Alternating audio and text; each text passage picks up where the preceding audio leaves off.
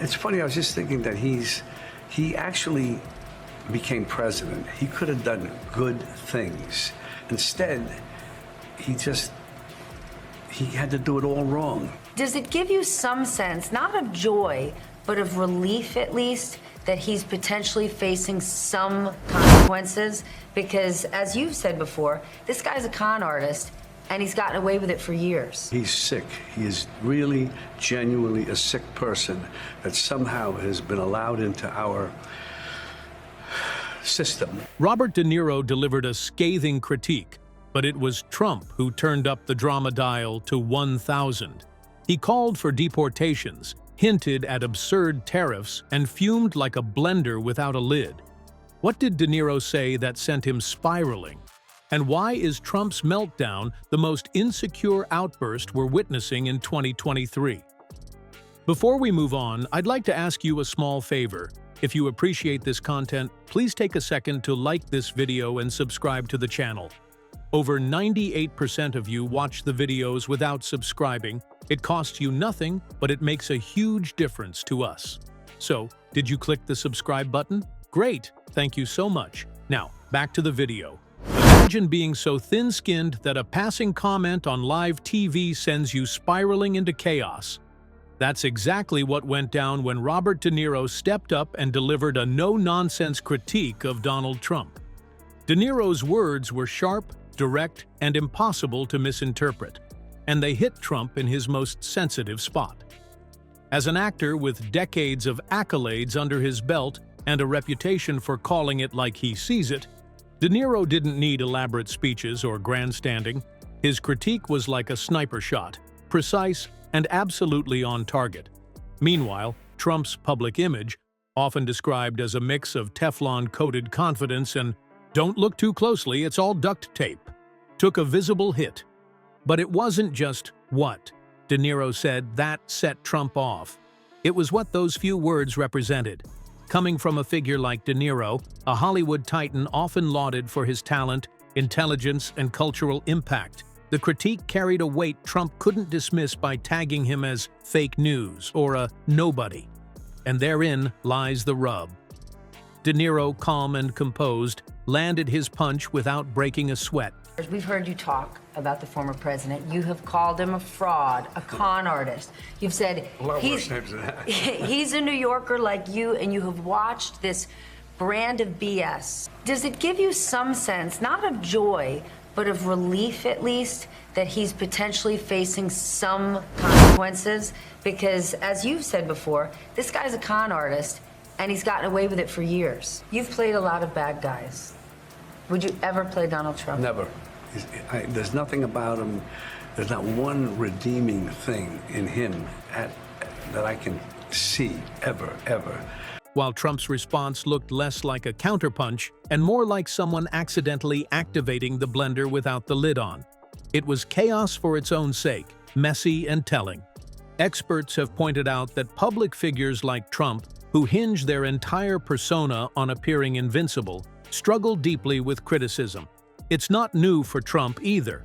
Whether it's Rosie O'Donnell, John McCain, or now De Niro, he has a history of going nuclear over critique. But why? Because this isn't just about someone questioning his policy or decisions. It strikes right at his desperate need to control how people see him.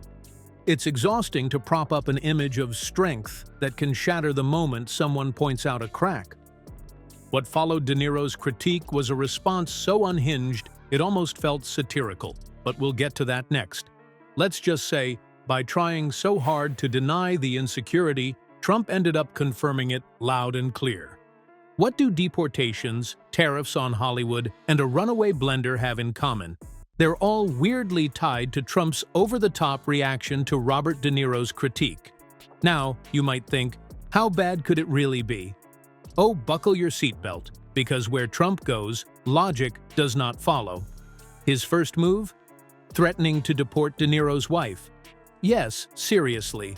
A woman who's not even a public figure became the target of Trump's frustration because, apparently, being married to someone with an opinion is now an offense. Rich coming from the guy whose marriages are basically the dating version of musical chairs. But the kicker? De Niro's wife is reportedly a U.S. citizen. I think of how absurd it is. And this might be the one case where that could be it for him. It's a state case. It's funny, I was just thinking that he actually became president. He could have done good things. Instead, he had to do it all wrong. I don't think they really understand. And historically, from what I see, even in Nazi Germany, they had it with Hitler. So where exactly was he planning to deport her to? Hollywood? And speaking of Hollywood, Trump wasn't done. He floated a bizarre idea of slapping a 100% tariff on films produced outside the U.S., effectively declaring economic war on creativity itself. You can't put a price on creativity, but apparently you can put a tariff on it, one source joked. For someone who spent years hosting a reality show, you'd think Trump would have a tiny bit of respect for the industry that invented his television persona. But no, the man decided that the best way to prove his strength was to yell "economic penalties" over a comment that barely lasted 30 seconds. Trump's response was less a calculated strategy and more like a Category 5 ego implosion. Picture it. A blender going at full speed, spray tan dripping down, and campaign promises flying out like broken chunks of kale. He's sick. He is really, genuinely a sick person that somehow has been allowed into our system. I'm tired of calling him names. He just can't be anywhere near the office of the presidency. He's so, as we all know, so narcissistic and self-centered. His reaction wasn't about Robert De Niro. It was about saving face. Criticism, no matter how small, feels like treason to Trump. He treats it like a personal missile strike straight into his carefully constructed facade.